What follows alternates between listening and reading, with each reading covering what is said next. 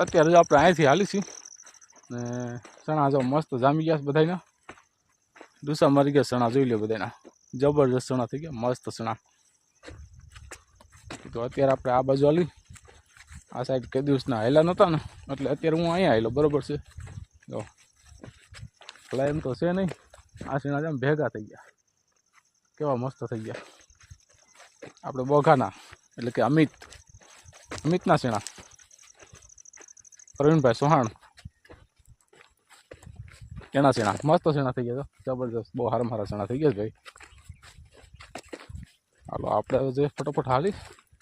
ઘરે જવાનું છે ટાઈમે પૂગી જવું પડે બરોબર ને અંધારું થઈ જાય રસ્તે હાલતા હાલતા